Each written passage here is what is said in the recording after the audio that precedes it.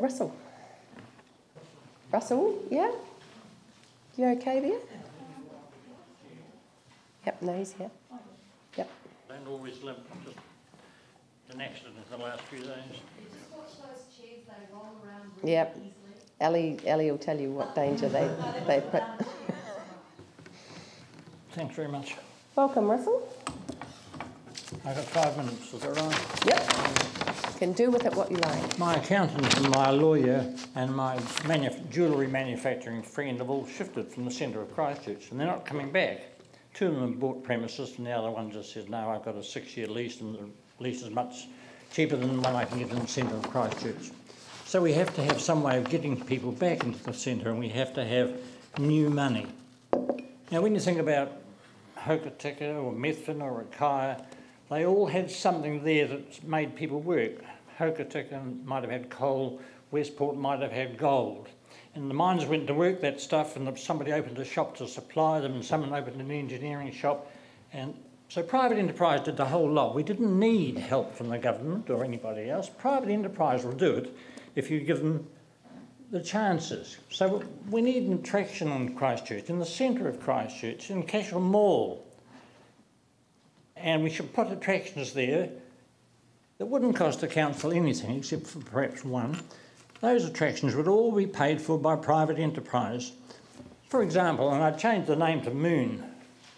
If you ever come to Christchurch, think of the advertising. If you want to go to see the moon, go to Christchurch, for God's sake. It's where Cashel Mall used to be. You change its name. I was going to call it Heaven for a start off, but I understand that the concept of heaven is not universal, but certainly the moon is.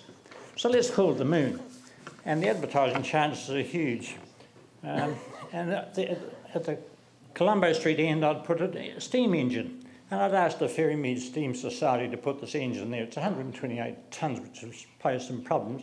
And I'd have a bit of water dripping onto a hot plate so steam come out. You think of all the tourists that would come here to have their photo taken with a cap on their head in a big steam engine like that.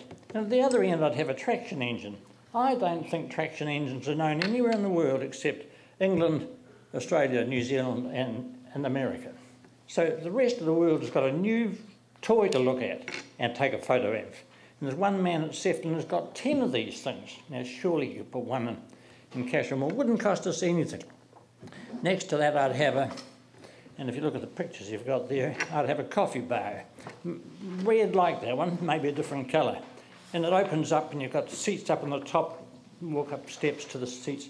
Something that would seat 40, isn't it a fabulous sort of coffee bar? An interest on its own, attraction on its own. And next to that I'd have a piano. In fact, I'd have 3 pianos in Hereford Street. It's 180 metres long, so you could do it without any problems at all. And I know people play them. I played the damn things myself, and I'd give you one if you'll do what I want.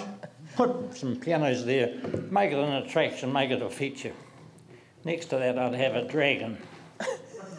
Now, you might laugh, you mightn't think there are any dragons. No, dragons we love. You look in the picture of The Hobbit, and you'll see the dragon there, and his eyes open. It was made by Weta Workshops, and they made one for Andy Ellis, our footballing halfback, who put it on show at Ellerslie Garden Show.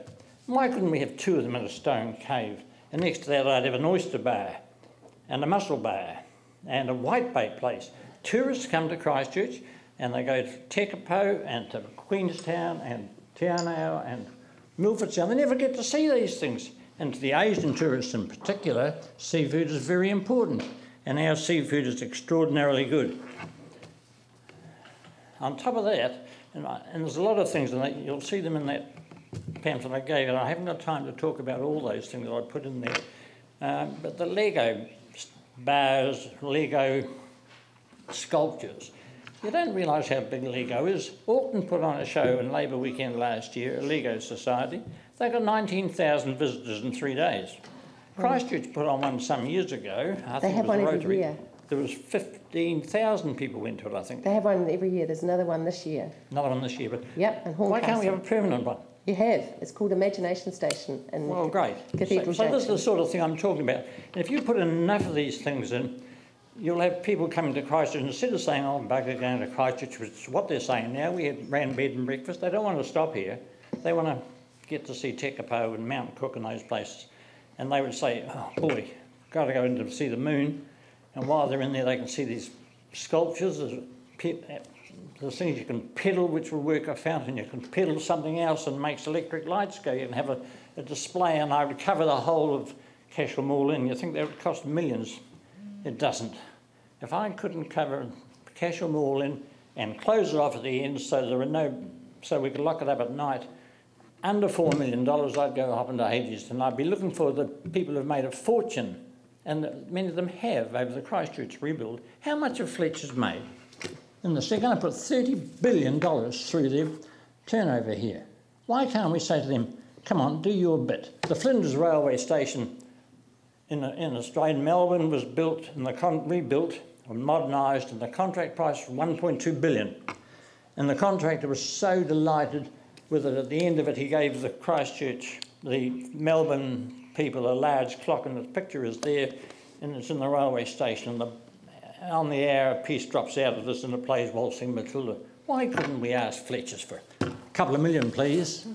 And I've got contractors, and you'll know them. I know them personally, I've dealt with them.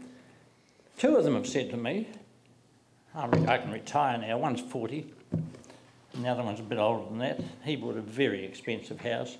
He just said, I can't do nothing, he said, so he just keeps on making money. My son's house in Auckland my son is selling his house in Auckland. He's just had a bloke come, him and his wife came to visit him. And he said, what do you, got talking, he said, I made a packet down in Christchurch. Now, there are lots of those fellas. I'd ask every electrician, every concrete manufacturer, steel and tube, how much steel have they sold in the rebuild? And I'd ask them for a donation. I wouldn't want $100, thanks very much. I wouldn't be ashamed to ask Fletcher for $4 million. It's owned by the government. The biggest percentage of it is a matter of interest. The trust funds and those sort of things, I understand it's the biggest percentage. I said, let's do something that brings people. My 5 minutes was up, probably 5 minutes ago. I know, but I wasn't going to interrupt you. I wasn't going to interrupt you because it was so different. Well, it is different. Why couldn't we have columns of cast iron? Why couldn't we reinforce all the verandas and put growing medium on them? And because it's covered in with a clear plastic, like exactly the same as AMI, that's covered in with a product called FT, and that's what I'd cover in this thing. And if you leave it Cashel Mall open and they put bars in there and they're open till 4 in the morning, young fellas get boozed and they come out and they piddle in the corners and they vomit into the gutters. And if you don't believe me, ask any publican. The first job they do in the morning is get up with the hoses and clean down the gutters. Okay. I don't want that I am going to have to stop you. But thank you so much for coming in. That was really, really interesting, actually. And I'm just wondering if that bit that we've closed off for Gloucester Street. Well, I liked the pianos and the dragons. I thought they were really cool, actually. Thank you, Russell. That was lovely.